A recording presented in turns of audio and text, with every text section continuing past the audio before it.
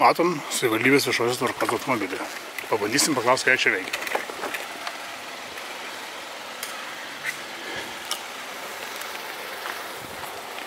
Girdisi, kad veikia sujungtas.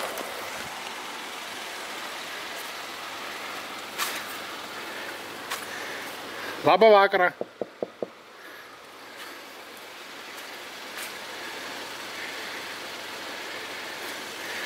Kažką pildo.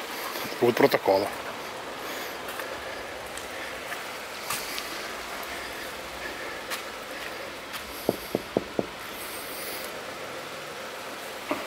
Labą vakarą.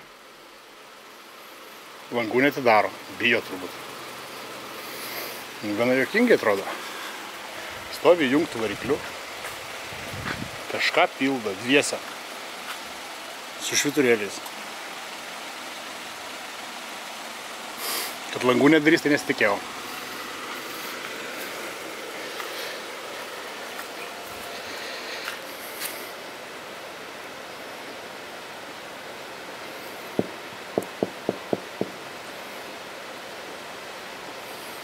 Slapstosi. Nieko blogo norėjau pasakyti, kad yra daug pažeidėjų. Įtariu, kad jie irgi tą būtent daro. Kad čia yra zona, kur stovėti draudžiama, tai tik įtariu, kad jie būtent tai ir kontroliuoja. Bet ne. Viešosios tvarkos skyrius dirba pasislėpęs. Okay. Viešosios tvarkos grupė. Labą vakarą. Labas vakaras. Norėčiau, kad ekipažas, kuris stovi šiuo metu ties Sluškų gatvė 3, kažkaip imtų reaguoti į piliečių kvietimus. Matau, kad ekipažas stovi su įjungtų varikliu gyvenamojoje zonoje, po namo langais, bet norėčiau štai jais pasišnekėti, jiems parodyti, kur yra pažeidėjų krūva. Tai jie tiesiog langų nesidaro. Ką darom?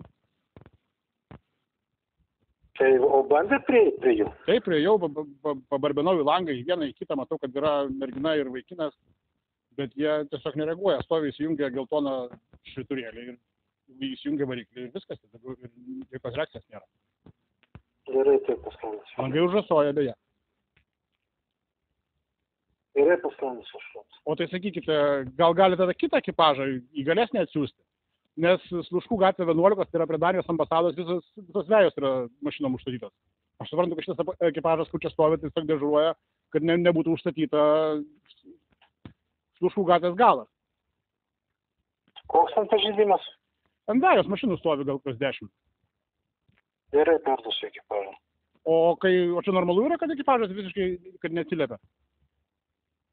Bandant kiek jie akivaizdžiai ignoruoja, lyg bijotų.